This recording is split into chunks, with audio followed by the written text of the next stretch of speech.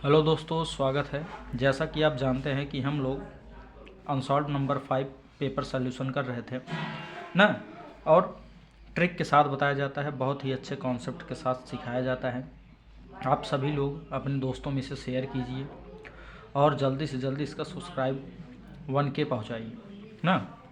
तो आइए करते हैं 4 नंबर वाले प्रश्न। 2 नंबर वाले प्रश्न हमारे समाप्त हो चुके थे। अगर अभी तक आपने नहीं देखा तो पिछले वीडियो में जाकर उसे देख लीजिए। क्या है, निम्नलिखित सारणी का बहुलक ज्ञात कीजिए। तो हमें क्या निकालना है? बहुलक निकालना है। तो आइए इसी में पहले समझ लेते हैं क्या ऐसे होता है।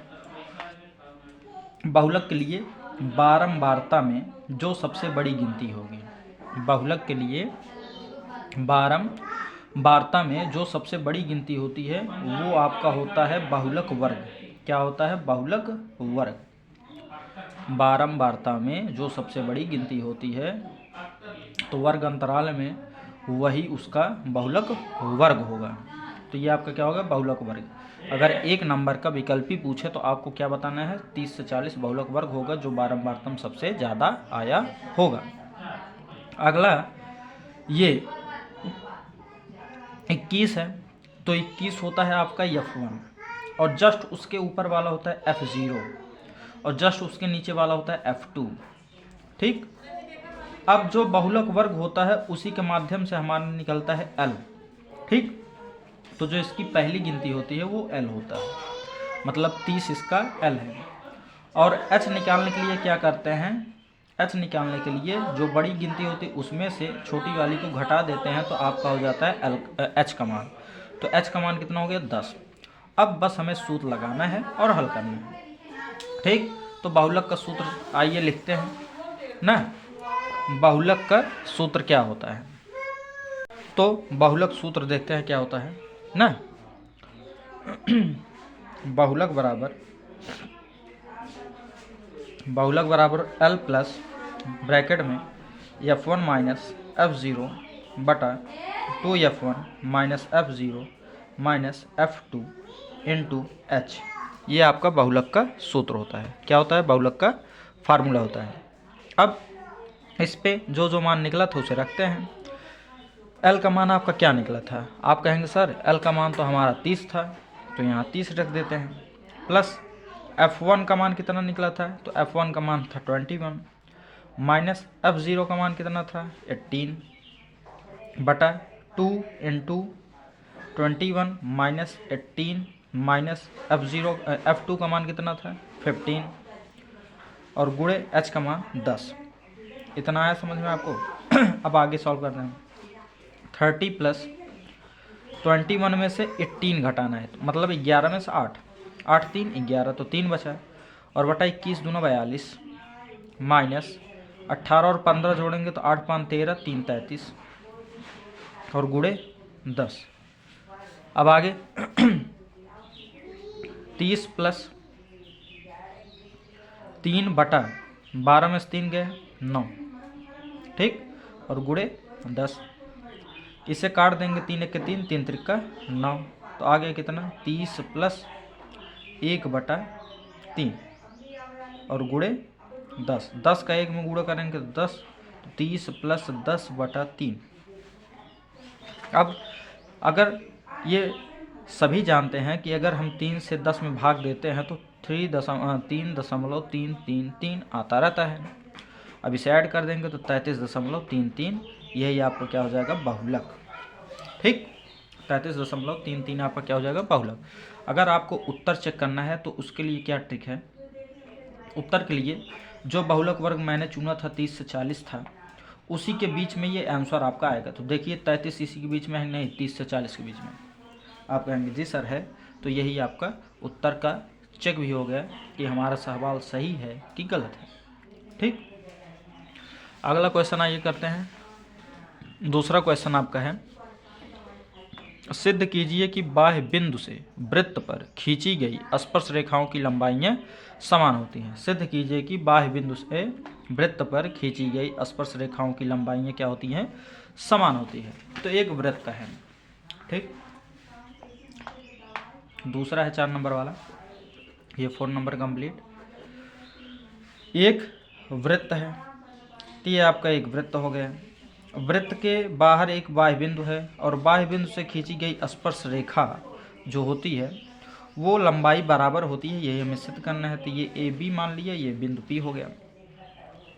अब इसे सिद्ध करने के लिए यहाँ त्रिभुज का निर्माण होना जरूरी है। तो त्रिभुज के निर्माण के लिए क्या करेंगे, केंद्र से स्पर्श रेखा पर एक त्रिज्या खींचेंगे, फिर इधर एक त्रिज्या और इधर एक त्रिज्या, तब जाकर एक त्रिभुज का निर्माण होगा।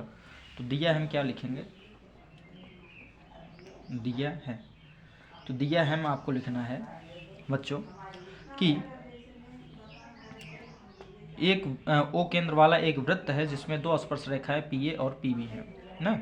ओ केंद्र वाला एक वृत्त है जिस पर दो स्पर्श रेखाएं पी ए और पी बी है। ठीक, ओ केंद्र वाला एक वृत्त है जिस पर दो स्पर्श रेखाएं पी ए और पी बी है। इतना क्लियर हुआ। आगे सिद्ध क्या करना है, हमें सिद्ध करना है। तो सिद्ध करना में हमें यह सिद्ध करना है कि जो पी ए है ना, ए पी चाहे पी ए, वो बराबर है पी बी के। यही हमें सिद्ध करना है कि स्पर्श रेखाओं की लंबाइयाँ बराबर होती हैं। अब उपपत्ति क्या करेंगे, बहुत ही सिंपल और बहुत ही अच्छा है। ये क्या है, वृत्त का प्रमेय नंबर 2 है। वृत्त का प्रमेय 2 है। वृत्त का कौन सा प्रमेय है, प्रमेय नंबर 2 है वृत्त का।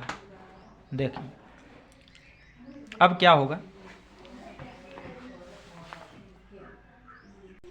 देखिए माना कोई भिन्न x बटा वाई है ना। गलती से बच्चों वीडियो रुक गया था, मैंने ध्यान नहीं दिए। तो देखिए माना कोई भिन्न x बटा वाई है जिसमें कहा है कि अंश व हर में 1 जोड़ने से 4/5 मिलता है। तो x बटा वाई ये आपका था अंश और हर, इसमें 1 जोड़ने पर तो +1 मिलता है 4/5। अब इस 5 का इन दोनों में गुणा किया तो 5x + 5, 4 का इसमें किया तो 4y + 4। अब 5x ऐसे रहने दिए, 4y को पक्षांतर करके इधर किया तो माइनस हो गया, ये +5 था उधर गया तो -5 हो गया। फिर 5x - 4y और 5 में से 4 घटाया -1 हो गया, समीकरण नंबर 1। अब क्या अंश व हर में से 5 घटा दे तो 1/2 मिलता है। तो अंश व हर में से, तो आइए देखते हैं। फिर आपका अंश कितना है, x है, इसमें से 5 घटाना है। हर कितना है, y है, उसमें से 5 घटाना है, कितना मिलता है, 1/2 मिलता है। अब गुणा करते हैं, 2 का इन दोनों में गुणा तो 2x - 10, 1 का इन दोनों में गुणा तो वही रह जाएगा। ठीक, अब आगे तो 2x - 10 = y - 5। अब 2x यहीं पर रहने देंगे, +y इधर गया तो -y बराबर -5, ये -10 इधर गया तो +10। अब 2x - y = 10 में से ये 5 घट जाएगा, क्योंकि अगर कोई भी एक चिन्ह प्लस का हो एक चिन्ह माइनस का हो तो हमेशा घटता है।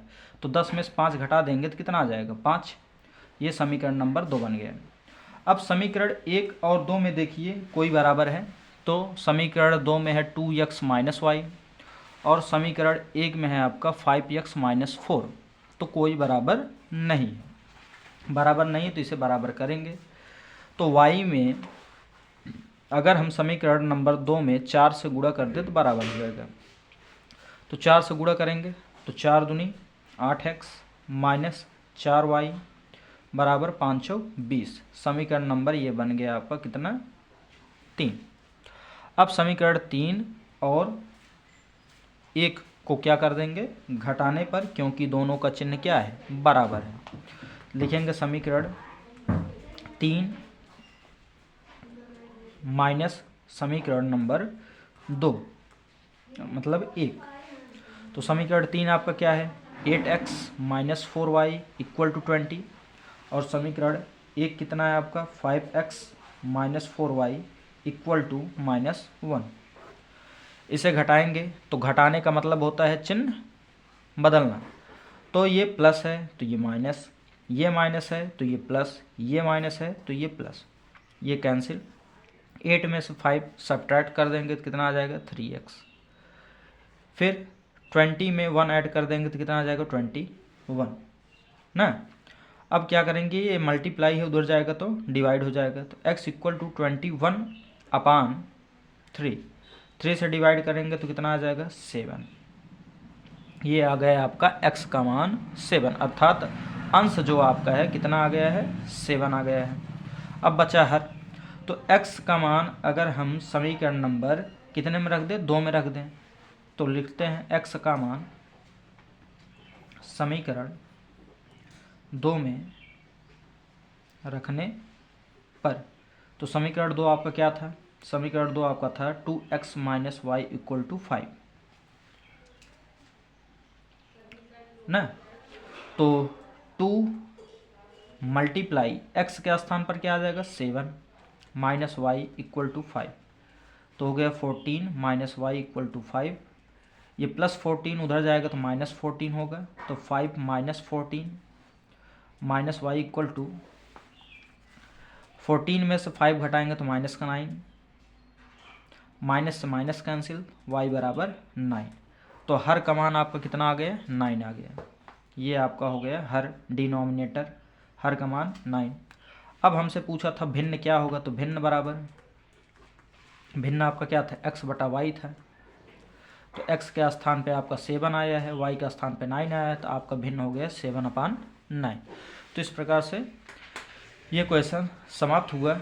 हम फिर से मिलते हैं अपने नेक्स्ट वीडियो में अनसॉल्व पेपर के साथ, तब तक के लिए धन्यवाद।